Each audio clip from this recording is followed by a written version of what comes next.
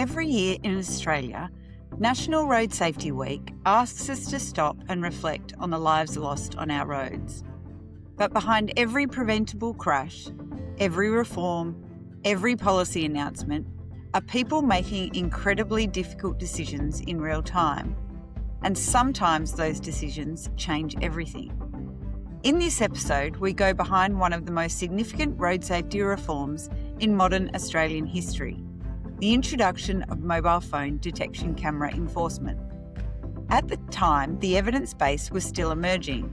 The politics, well, they were risky. The public appetite was uncharted, and yet a decision was made to act anyway. What followed didn't just change behaviour across New South Wales, it shaped the future of road safety enforcement globally. This conversation brings together two people from opposite sides of that decision. Two people who have only actually ever met once before this episode. Former New South Wales Roads Minister, the Honourable Melinda Pavey, who boldly and courageously became the political catalyst for driving the reform forward, and Jannink, founder of Acusensus, whose innovation, persistence and technology transformed an idea into a world-first program now used internationally. Together, we unpack what really happened behind the scenes, the pressure, the time frames, the trust, the human stories, and the moments where leadership mattered more than certainty. But this episode isn't just about road safety. It's about what becomes possible when political leadership, innovation, industry, and an army of committed practitioners align behind a common purpose. Because meaningful reform rarely happens by accident. It happens because people choose to act. I'm Claire Campbell, and this is Behind the Decision. Hello and welcome to this episode of Behind the Decision. Today, I think this is probably my most exciting two guests that I could possibly have. I'll introduce them separately. First, I have the Honourable Melinda Pavey, who was the Minister for Roads, Maritime and Freight in 2017. My son was 2, can you believe it, Melinda? And I obviously worked to Melinda when I worked at the Centre for Road Safety. So welcome to you. A fun fact about Melinda, she was the National Party's youngest New South Wales Member of Parliament at 33 when she was elected. Mind blowing. And you had a new baby. Is that right? I did. She was 2 weeks old when I was sworn in, but my mum used to come to Parliament with me, so I had a lot more privileges than most in being able to take her into the office and feed her, which I did for the 6 months. But she's now, your son's 8, and my daughter's now 23, and my son is 26, and I left politics and they flew the coup. So there you go. But they handle politics because they had a great dad who was one of those ones that enabled women to do what they want to do. Not everyone gets one of those, and I did, so I'm very lucky. Very well. It is so nice to have you here because you did some amazing things for road safety, and it was a pleasure to work with you. So I feel very grateful that you're here. Alex, welcome to you. Jannink is the founder and the big boss of Acusensus. I'll let you do an intro, Alex. But my playback of you is you are instrumental, really, in bringing mobile phone detection camera enforcement and other enforcement now to the world. And you were motivated by the loss of a friend of yours from a mobile phone distraction-related fatality in 2013. That's right. Yep. Yeah. So over to you, Alex, to give your intro. Yeah, well, thanks for having me today, Claire. Good to be with you. So, yeah, and Acusensus was founded really with the whole or sole purpose of trying to get drivers off their mobile phones while they're behind the wheel. And so I look forward to the chat today with Melinda and that very first program that sparked it all off for everything in the world.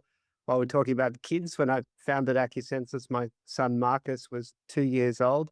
And so dived into throwing it, caution to the wind, lots of financial risk with, Marcus Air 2 and then another one on the way shortly afterwards. So I'm very fortunate that Melinda and the New South Wales government was there to actually adopt the technology that we were trying to develop, because without that, the whole company would probably be defunct by now. Makes me feel good, Alex, because harking back to that time, you obviously had some really good contacts in the media, and I did too. And I remember, I think it was Channel 7 ran a story about the cameras, and I was impressed with your ingenuity, and I think you just put one up to test it, like, and gave that vision to one of the networks. I think it's Channel 7, as I said. And I had a mate at 7 who said, "This is a great story. You've got to do something with it." And we just come through a really tough period, and we had a very, very tough approach to road safety. We'd adopted a towards zero road safety plan. And so we had to do some stuff out of the box. We'd also, if you remember, Claire, that most dreadful crash, and it's never an accident, it's a crash, on the South Coast in the January school holidays, or was the December? Yeah, the full court crash. Yeah. And her mum and dad, and I think 2 kids and a dog were all killed in that crash when a stupid driver swerved across to the other side of the road. So there was a lot of focus on road safety. So it was those 2 or 3 or 4 things that that came together. And I just love the fact this was an Aussie tech company being imaginative. I mean, whether it's the Hills Hoist and all the other stuff that we can be proud of, solar panels, very, very supportive of Australian ingenuity. And the irony was it wasn't, this left field idea wasn't a part of Towards Zero. And over to you, Claire, to tell that part of the story, because I love this part of especially the way you tell it. Yeah, okay. So we had been slaving away on the road safety plan with Melinda's advisors, and we would go up there every week and present to, you had great staff. We talked about this recently, amazing staff. And we would sit week by week and really go through what was going to be in the plan. So we had the plan pretty much done. Like, it was ready. I don't know if we launched it. I can't remember. But the team had worked like full tilt to do that. And then we had the full court crash. And We should mention Bernard too. Bernard Cullen. Bernard, a country boy as well. I think we came with similar perspectives. And let's face it, Claire, I came from a party room that, thinks speeding is our right, until I asked the data that showed how many people were, getting killed in each of the electorates on some of those less than adequate country roads. But anyway, back to you, Claire. So Bernard and I were in the room, and Melinda said to us, "Now, there's this technology out there. I want you to go and test it. Go to market, test it, and then have it on, like, operating within a year." And we were like, I'm not going to swear, but I remember walking back from Martin Place and thinking, how are we going to mobilize the team to do this? Because, and Alex, you were part of this then, right? Like, typically procurement in government is very slow. And so we essentially, and I think in my respect, Claire, it's slow and not agile. correct. And quite often, if it's not a public servant's idea, it's not a good idea. And it's like an episode then of Yes Minister, but credit to you. Yeah. And to Bernard, you realised that this was an opportunity. Yeah. So I would describe the team as match fit. We had resources, we had a centre. And so the team, we brought everyone in together, and then off we went. So this is, we went to market for a pilot, which is probably interesting to talk about too. But maybe, Alex, now over to you. Like, really, what was then your first impression of being engaged in this process with government? So with the minister who was supportive, and then a government who you typically would be engaging with, who would be seen as being slow and unresponsive or bureaucratic, because it really wasn't. Yeah, and it is interesting going back now and thinking even just to the founding of the company. And one of the absolute key risk in founding the company is, can you convince anybody to actually do this and to adopt technology? And in this case, there wasn't a lot of academic evidence or peer-reviewed papers or anything saying that mobile phones were killing people. And I think you could use a lot of common sense, and you could look back to 2013 and global road fatality rates, and you could see that that was a sort of a minimum point that then you saw rises from that point onwards. And so lay people could sort of look at this and go, surely the mobile phone is killing people. But to your point, and you're producing a road safety action plan, which has to be, evidence based. Mm. What is the evidence? Where are the studies? And so they just don't move fast enough. And so you don't have that basis to go upon. And that's where this case in New South Wales, to me, was just so fascinating, where you have that ministerial intervention, to actually make something happen. And I think New South Wales is a particularly good place for that. Obviously, having the right minister in the right place at the right time, Melinda, is absolutely essential. Can I just cut in, Alexander, that the rawness of your story, you lost a friend because of it. And people have had the tailgating or the near misses, you just know it's not the right thing to do to be on that phone. That was the evidence. Well, that was the common sense. That was your tragic personal story was everything to do with your grind and your energy to come up with the technology. How many shutters of photo is it? Like in a second or so, it's amazing stuff. But you never lost sight of it because you wanted to fix something and make sure that the family of your friend and all that didn't have to go through that again. Yeah, that's absolutely right. I mean, it's that gives you that motivation to just try and to push and to see, will somebody go first? Who will go first, and approach all of the different governments to do that and develop the technology. Because like that story was never public until the pilot that we did, once you'd gone through the whole trial process through 2018, and then selected us as Acusensus to be the technology partner for the enforcement program for the pilot that was announced at the very end of 2018. And that's how I wrote talking to, I think, your office and to the Transport New South Wales media people and things, and they'd sort of gotten wind of the origin story. And so well, Alex, that really has to come out. And I said, well, I don't really want to talk about that. And like, no, it'll be okay, Alex. You have to say that. And so I think the first time I met you, Melinda, was at that press conference by the side of the road in Anzac Parade. And that was the day that people actually started finding out about that. And Alex, you were saying just before, you'd actually never done media, like any media, before you were standing on the side of the road with the minister. Was that like a mind-blowing moment? Yeah, it's not. I mean, I'm a pretty strong introvert. I'm a technology person, so not somebody who really is that keen to be in front of the camera. I think Mr. Pavey gave me a couple of very quick tips. Look down the lens, do this, and then it was, okay, cameras are rolling. But I appreciated that. Thank you for the couple of very quick tips. Yeah, he took me to the side and said, okay, do this. Yeah, it's Very amazing. kind. It's not that hard, really, but it's more daunting than it deserves to be. But telling a story is all part of it, very big part of it. So that was when we launched the pilot, wasn't it, at Anzac Parade, with over that bridge there. And then I'm interested to know a little bit more about the geekiness of it and the technology. And I'm also interested in how you got it into the media, because that was, I've got to say, that was the point in time. And it was my connection with one of those people in the media that, and journalists can be good, media can be very effective to push through. And so, yeah, I'm interested in the geekish aspect and how you got it on to, I think it was Channel 7. Well, the interesting thing, there were actually two Alexes running around at the same time. And so the other Alex was the one who was getting the things into the media. And so you sort of had two different strategies happening from two different people, both who happened to be called Alex.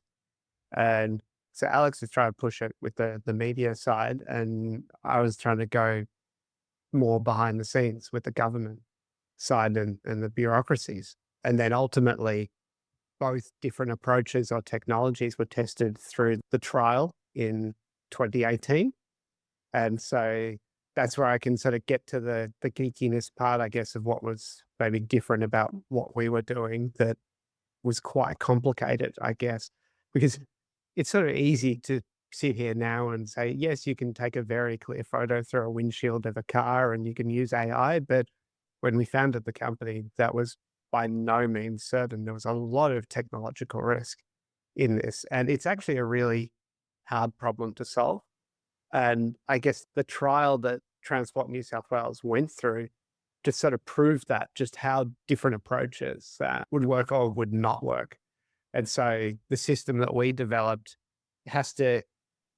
it takes 60,000 photos a day, and process these, which is roughly 1 a second, sustained for 24/7.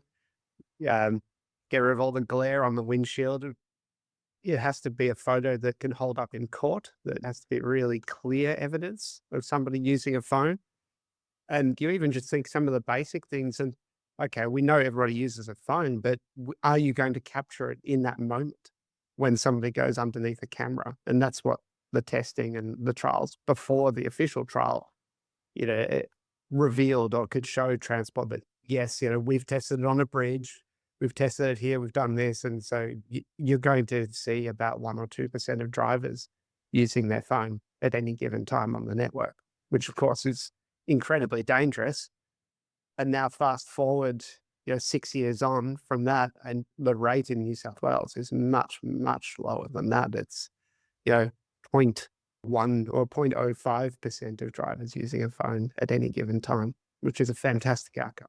Thank you for the explanation about the two Alexes, but it also, I think that goes to integrity in government. It wasn't my job to pick the company or the winner or whose idea it was. It went properly through a pilot and a process, and experts judged it through a public process, went out for expressions of interest. So yeah, for those that think, oh, well, she didn't even know the company wasn't the one that put up the idea. Well, nor should I know. It was the concept that needed to be developed, and that you have the figure now that we've got down to 0.05% use of mobile phones in cars. Was that the number, Alex? Yeah, it's about that. That's the same as the 0.05, what a number.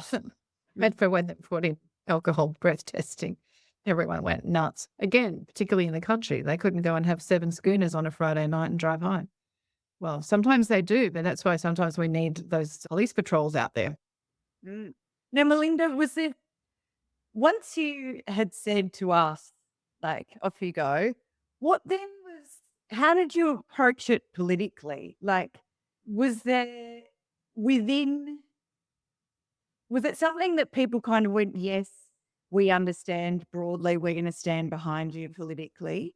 Or were there people who wanted to see it fail in some ways? Because that's, there's a political environment where that's kind of the way things go. Did you have bipartisan discussions during this point? Who did you bring in to sort of support you? Well, I think the most important thing, Claire, is that we had the Towards Zero plan, and that was a government policy direction that had been approved by Cabinet. So if you argued against technology that was working to achieve that goal, then you were working and talking against government policy. So from an intellectual level, that made a lot of sense, but not always in politics. They're giant intellects. So I always say the Labor Party were really decent on this. I can't remember the day that who I briefed in the opposition. You might have a better recollection of that, Claire, because, I also had freight, and I also had a whole range of portfolio responsibilities. I wasn't just the Minister for Road Safety. We were finishing the Pacific Highway, which something like 60 people a year are alive now every year because we dual carriaged it. Yeah, but I remember Jodie Mackay was decent, and we had conversations on the floor of the Parliament. She was opposition leader for Labor Party at the time. We decided not to signpost where they were going to be. Warning, Will Robinson, there's a mobile phone detection camera coming up. I mean, people get to work out, if you're reasonably smart, where they are, but we weren't going to signpost it. So, and I commend her for that. So, yeah, they were on board. And we did have enormous amount of energy for road safety at the time. And I think even before that terrible crash on the South Coast, yeah, it's something that, does impact everybody in some ways. Someone knows someone or an auntie or an uncle or someone in the past, or, in Alex's case, his friend, you know, die in the most meaningless way in a car crash. So there was a lot of energy. It wasn't that hard, but the reason it was so successfully pushed through and got through quickly was simply because we had the Towards Zero policy framework, I think. Claire, can I just add something a little bit on the partnership between industry and government and transport in this? And I think this was a really good project for getting, the innovation side, which obviously my company represented, and the government side, and come together with an overall program that was going to do the best job for the state and to keep the electorate on side, to uphold privacy, to actually change the behaviours. So if you remember back to 2018, nobody was doing trailer-based enforcement in the country, basically. And it's something that we've been working on in the background, that we thought, well, this should be anywhere, anytime. You need deterrent right across the road network. Picking up on what Melinda said, with people get to know where the camera is. And so within my company, we were thinking, how do we make sure that people just put the phone down everywhere? And so we developed this trailer platform. And of course, at that point, the whole trial and pilot process for Transport New South Wales was fixed cameras, because that's what we've always done. And once we were selected, we said, look, fixed cameras are great, but how about we do trailers? And the team said, well, okay. And so we said, here it is. It's really big and it's painted bright yellow. So nobody can argue that it's sneaky or anything like that, which I think goes to some of that signage discussion as well. And it became part of the pilot process, and the state was able to get data on using trailers. And now, if you look 5-6 years into the future, right across Australia, we're seeing trailer-based enforcement of phones, seatbelt, speed, average speed. And this was actually the program that kicked that off for all of the different enforcement modes. Yeah, there's so much stuff that, because we were doing so much at the time, to your point, Melinda, there was so much political will, there was so much credibility and belief in the bureaucracy of what we could deliver for you, and responsiveness. Like, there was genuine trust and belief between the minister's officers and the government, like the public servants, if I'm going to call it that. Like, there really was. It was frank and fearless advice weekly, which was really important.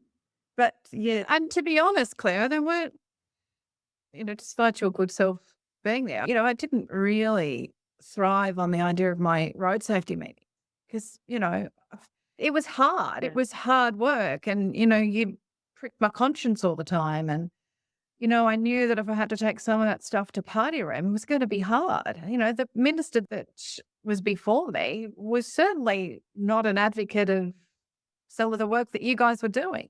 And he was angry enough that I'd had the portfolio. And then, as you said, it was hard. But one of the best things I did was take into my party room, the national party room, the road stats showing how many people were dying in their electorates not on our massive roads that we'd invested, like the Pacific Highway, but, feeder roads like Waterfall Way in my electorate, Bellingen, between Bellingen and Armidale. Those crossings are great across the Great Dividing Range. There's some really tough roads out there, and we just got to be better behaved. And I'm not perfect. There is no, I'm not perfect. And a quick, matter of just not concentrating at that moment is the difference between life and death. And if you're not concentrating at that moment, and then you've got someone that's not doing a good job themselves, that's when, when things can go wrong. But we should be proud of what we did. But you've touched on something that is very important. It's the public servants and the politicians having the respect of each other. And being able, we were pretty, forthright in a lot of our conversations, I think, Claire. And, That could be annoying at times, but there was trust and we really did do good things. And I did that in housing. I did that in water. I did that wherever I went. And now I'm working in an industry association, helping the cement, concrete and aggregate groups. Our industry carries 30% of haulage on the nation's roads. So 30% of the weight of trucks, or what is put in a truck, 30% of that heavy stuff that's going around is 30% of the national load. But you just need to be able to sit down with industry, the public servants. And we did that recently on sustainable concrete and technology, where Arab was the facilitator. And, some of the best conversations were the environment agencies and the transport agencies actually learning from industry experts, the nuances, why something that's dreamed up in an office, not far from Macquarie Street isn't actually always the best. And that two-way conversation can actually, by evidence of what we achieved, world first technology, that's how good government should be done, which is why I haven't walked away from government completely. I knew we were probably heading to opposition and I didn't want to be in opposition. And on the way to this interview, I just ran into Morris Yuma, the former Premier. We had 20 minutes talking in a railway tunnel about all the things that is frustrating that we should be able to be fixing, including housing prices for young people. If only we could just all head in the same direction, maybe with some different opinions, but in the same direction on the same path. Look what we can do. Well, and that's the thing. There was that trust point. And Alex, there was moments like you and I, for instance, never actually met until years after, right? Because we kept very clear the policy people from the regulatory people as well in government. But we said, like, there was a belief in a way of working that was like, if things aren't going wrong, tell us. Like, if you don't feel confident with what you have, we're on the same side, And I remember we did so many briefings with the Privacy Commissioner as part of this process. Like, it was huge because we're looking into people's vehicles, right?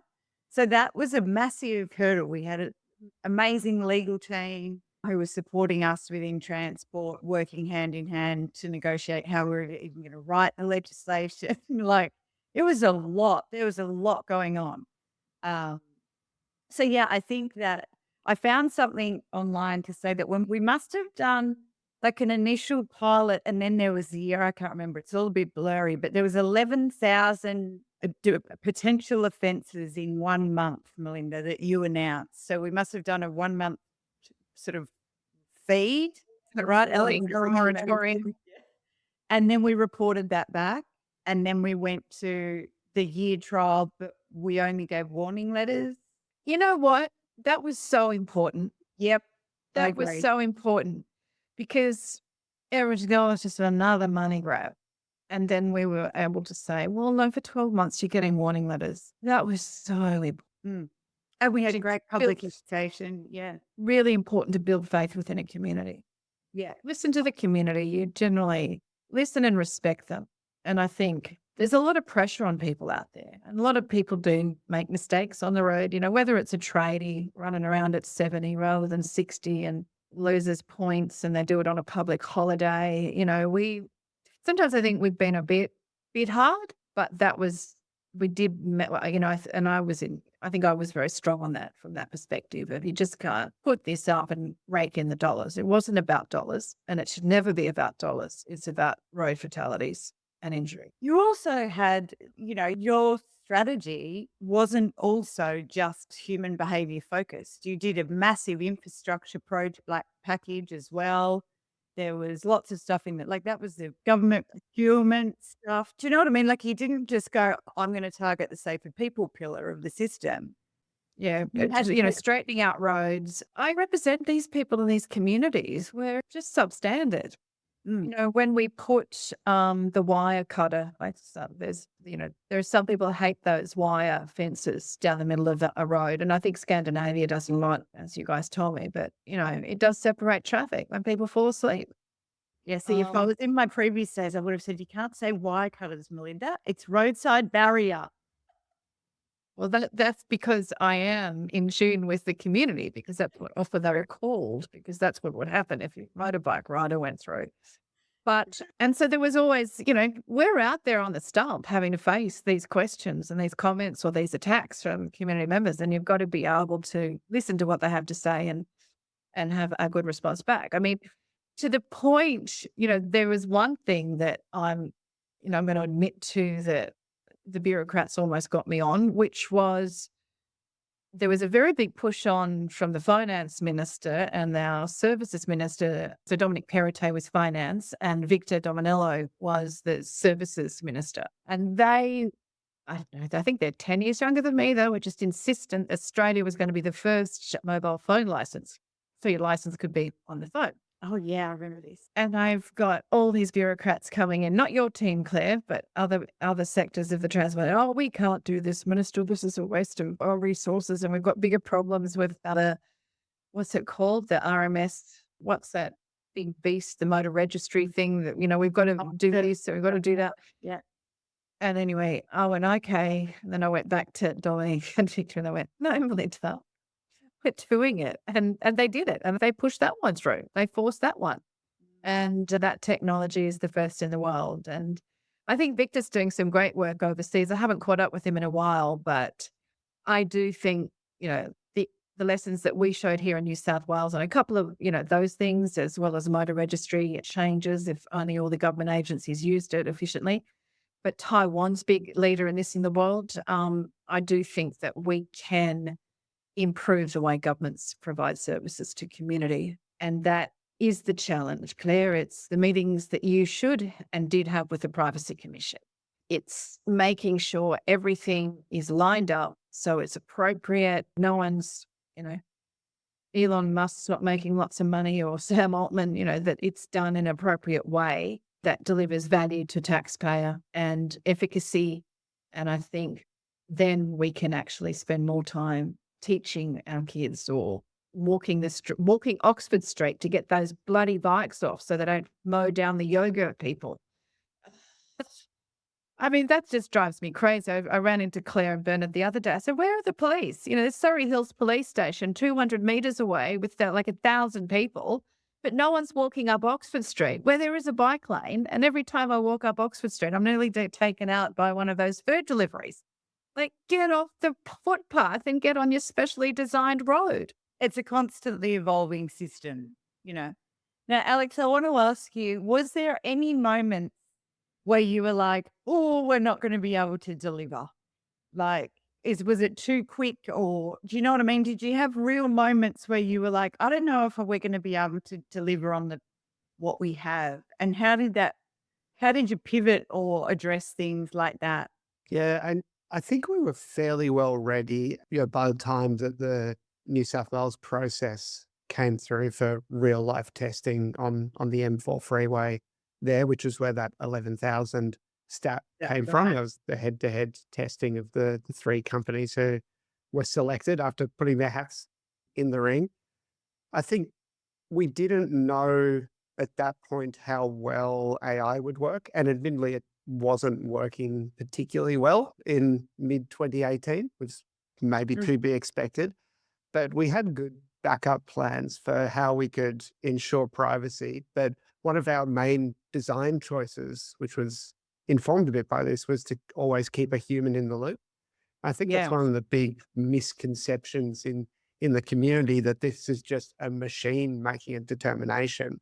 It's not. Like, it's the machine cuts it down from 10,000 vehicles to 9,700 of those will be eliminated, and you're left with the 300 cases of somebody who's probably touching a mobile phone, and then it goes to a human, but in a very privacy aware way that the human reviewer can't know what the car was. They just see a little crop of somebody, and are they holding a phone, and is it something that the jurisdiction would want to prosecute? And so I guess, trying to work out the economics of how much human review is there, particularly initially. Now that there's a lot of water under the bridge, it works very effectively and efficiently, but we've never lost that element of having that human always in every process. And there's multiple humans that will review this before something will go out. And I think, again, going back to the politics of it, we as a team were extremely conscious that we had to keep the public on side with this process and that we had an important part to play in that. And so as we proposed our designs, to transport, for example, that whole process of, no, we're not going to let our human, the non-government humans see the license plate or the broader car. They can only see this crop. And we wouldn't train our AI systems on images captured, of the general public, that all those images get deleted and we don't hold images of people. And that when we propose trailers, that those trailers are giant and bright yellow, so that it was very hard for people to go down that, hey, this is all revenue raising and it's sneaky and unfair argument, that people just go, how did you miss that? Like, well, you're on your phone. Yeah. And so there were a lot of design choices through the way that were deliberately designed to keep, was in New South Wales, if more than 80% of the population is pro-automated mobile phone enforcement, I think was the study at the time, maybe 2%. I think that's held up really well. We did do that, to support you, Melinda, because we needed to know, like, politically, you have to have political will and community support. Anyone who works in road safety that doesn't believe that you have to provide a minister with community sentiment for something, even if it's not popular, some things, but generally people are very supportive of automated enforcement. I think it was also very good at the time was Ray Hadley, who was number one morning radio.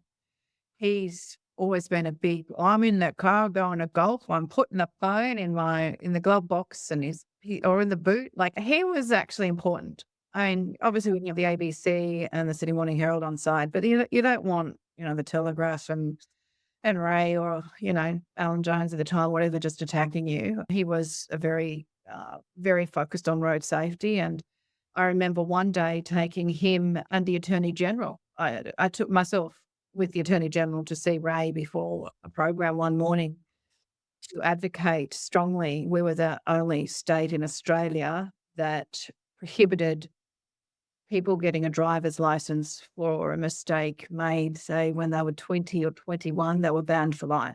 So, people can make some pretty bad decisions at 21, but at 45 and 50, and you might have had 10 years in the big house and yada, yada. I know these people. I represent them in my communities. If you can't have a car, you can't get a job. You can't get a job, it's just... Anyway, Ray said, be on your head, but I'm not, okay, I can see why you're doing it. And we did it. And I'll never forget, I had a former chap whose dad was, I don't know, a heroin dealer, and he had tough luck in life, had a grievous bodily harm crash. Anyway, he got his license at 40, got a job, and he got his kids back. Like, that's pretty good stuff too. So yeah, there was big, and obviously that also has a good impact, on the most marginal in our community. And, they're the types of things when you're in a position of power, if you listen and you've got good people around you and you can work hard and you've got your connections and you've got respect, these are the sort of things you can deliver. Absolutely. And also there was a public education, like the Get Your Hand Off It campaign, I think is still in market. And like Marv Prendergast, she was involved in that, but that was Bernard's predecessor. She was instrumental in that. We had a great marketing team who'd done lots of focus groups around messaging and testing. That was pretty out there and risque at the time. And then we had the partnership with the Sydney Swans as a credible source. Oh, we love the Swans. Yes. But we did, that we had, it really was a collective way of building trust, trust between, industry, politics, media, public. Actually, Marg and I worked together on quite a few things, and she was the one that lectured me one day. I said accident, and I never did that again. It's a crash. And interestingly, we actually opened up the Sydney CBD to 24/7 delivery. So, which is a clever way of getting trucks out of the peak period or out of school time, so you can keep delivering the concrete to your projects when you're building metros and you're doing amazing infrastructure. So yeah, I hope she's well. And if you get to watch this, Marg, loved your work. Okay, we might go, if you could do things differently, is there anything that you would do differently in your time like the lessons that you've learnt that you've taken into other jurisdictions. Alex, I might ask you first, like, is there stuff that you took into, you've now rolled this out in, I don't know how many countries, floated on the stock exchange as a business. It's amazing to see young tech, road safety nerds doing their thing across the world. Like, are you, it's fantastic. What did you take with you from this the first time? Yeah, I think it all fell into place fairly well, actually. And so there are just a number of innovations that came through with this first program that you could then take into the next jurisdiction and to build on. And of course, one of our visions was to have a multi-function platform that could try and address as many of the fatal 5 dangerous driver behaviors that you could simultaneously. You'd deploy one trailer and that could then be cheap for government, but still change a lot of driving behavior. And so then this sort of enabled the other jurisdictions to keep layering on and to keep adding. So Queensland was the next jurisdiction to do mobile phone enforcement on a global scale. And they went for seatbelt enforcement at the same time. Mm. And now what we're seeing in Queensland is that the unrestrained fatalities in Queensland have dropped by 30 to 40% per annum since the start of that program to now. So it's a really statistically significant change that we're getting more people to actually wear their seatbelts, and seatbelts really do save your life. Mm. And so that has been extremely pleasing. And then as you get those statistics, you can take them to new jurisdictions. But it takes so long to get those statistics out there. You have to have that program running for 2 or 3 years until you get that number. And it's still really hard outside of Australia to convince governments to try and adopt this technology. Even with the case study of New South Wales, the case study of Queensland, and now West Australia doing everything at the same time with phone, seatbelt, speed, average speed, and all at the same time.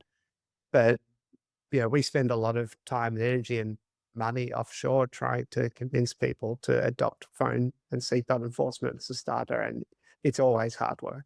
So jurisdictions in the US that could be the most open. Yeah, so we had our first US employee in 2019. And my friend James actually run over and killed in Los Angeles. So it was always a key sort of driver for the company to try and make a dent in the 42,000 people who lose their lives every year on US roads. And What's the stat, Claire, for the US compared to Australia? It's like 2 or 3 times per 100, isn't it? 1,000, yeah. It's huge. yeah, I love those stats, in terms of, I mean, we're similar to Sweden, if I remember.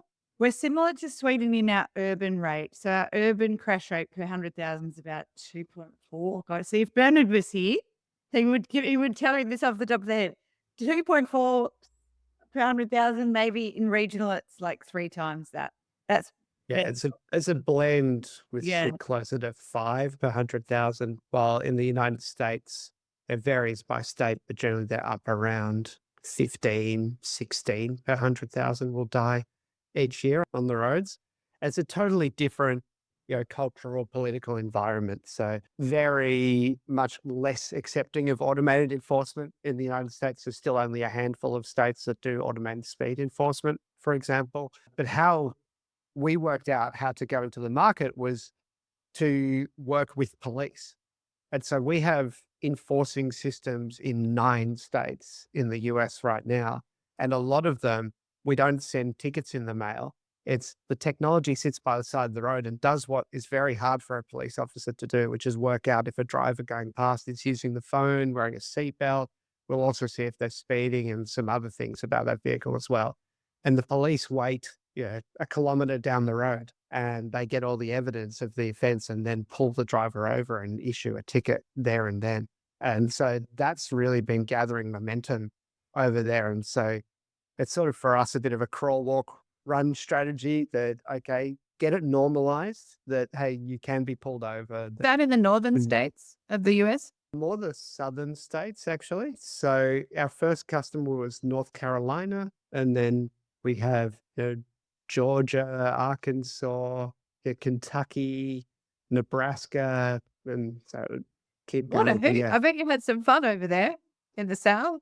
yeah, it's been absolutely fascinating, I have to say. And so it is interesting. Most people go, "Oh, automated enforcement, it must be like up in the Northeast or the Massachusetts Democrat or Fitz, yes. states." And our biggest automated enforcement program is in Connecticut, so up in the Northeast. But most of our policing-based enforcement is actually in Republican state South. Yeah. New Zealand? We supply all of the automated speed camera technology, mobile speed cameras in New Zealand now. And then we're still trying to convince them to do mobile phone seatbelt, but they should. It'll be a big change for them when they do. What about our other Commonwealth cousin, Canada? Got a few pilots, but otherwise not a lot of success in Canada. And then in the UK, we have several systems, but again, it's a bit harder going, trying to convince the behaviour change, the political change in the UK than it has been in Australia. All right, I'm conscious I could talk to you two for a very long time, but I'm going to ask you one last question, which is around leadership, which both of you have showed. What's the leadership lesson for this that goes beyond road safety, that is actually broader than the cause that you were there for, that you've then gone, I will take that with me? And I'll leave you with something. I'm happy to go first, actually, because this is a pivotal thing, which I haven't actually ever shared before. But when I talk about the mobile phone detection program, for me, the story isn't about it is very important. I've done lots of things in road safety. But when the legislation actually went through, and it was Minister Constance in the end who put the legislation through, I was on leave because my dad was unwell and he was in Sydney. And the minister's advisor rang me and said, they're putting the legislation through, come in. And so I went with my dad into the parliament and sat there when he was terminally ill and held his hand. And I just had tears streaming down my face because he mentioned my dad in Hansard. And my dad's name is in Hansard associated with this program. So when I talk to people about this program, for me, it's that I got to experience being part of that incredible thing that I got to have my dad there with me. And that's the lesson for me. That's how I tell the mobile phone story, because it humanizes it for people in a way that doing this sort of reform is exceptionally hard. Whether you're a politician, industry, you're working as a public servant, you're a researcher in road safety, like it is hard to do. And the more you can tell your human story about why you were there or why it was important, I think that's when you make real change. So it was incredible and I feel very lucky. And I wouldn't have been able to have that moment, Melinda, if it wasn't for you. So what is your leadership lesson every time in road safety? I suppose it's lining up your ducks. It's having the strategy, the policy overarching, which then gave the power for something that wasn't really that popular. But then look at the numbers. We turned it to 80% because people intrinsically know it's not safe to be on his phone. And having good people around you, we've got to thank the other Alex, wherever he is, to get it. I think that was the start of the journey for me, that this first time we'd ever heard. And, I like the idea of Australia being first. So we needed every bit in the arsenal to make it happen. Yeah, extraordinary period. But you've got to believe in something. It's got to be done for the right reasons. And when things are done for the right reasons, it can fall into place. Yeah. Alex? Yeah, it's a beautiful story, Claire. That's a good one. I think for me, it's about bias for action. So often, particularly with government decisions, you're looking at status quo, we'll gather the evidence, and takes real leadership to cut through that, to understand that, there is a real issue, there is a solution. And yes, we could wait 4 years until finally all the studies had come out and proven what deep down you actually know to be true. And if you had have waited 4 years, that would be another 80 people who are dead on the roads. And to just have that courage of conviction to do something, that be proactive, do something, have an action. And look, if it's the wrong action, you can clean that up later. It's better to do something than to just sit on the sidelines and do nothing. And in terms of just, I had another idea. Sorry, Claire, I know you're wanting to finish up. But You go. yeah, I think a very big part of success of road safety campaigns in Australia has been the medical fraternity. getting the colleges on board. And you've got some pretty powerful colleges in the US and Canada and New Zealand be engaging. Yeah. Well, look, I feel extremely privileged to get to have this conversation with you. It's National Road Safety Week, and there's no two more important people, I don't think, that should be heard this National Road Safety Week than you two. So thank you for agreeing to be part of it. It was a wonderful, wonderful time. And Alex, it's great to see you, going international, and Melinda, all that you have contributed and the lives that you continue to have saved because of your courageous political move and passion back in 2017. Can you believe it? It's crazy. It's wild. So thank you very much, guys. And happy National Road Safety Week. Thank you very much, Claire. Thanks very much, Claire. Thanks, Melinda. See you, Alex. See ya. And that's a wrap on this episode, and what a great conversation it was. Now, I want to be shamelessly honest with you for a second. I have been working in and around road safety and government decision making for a long time.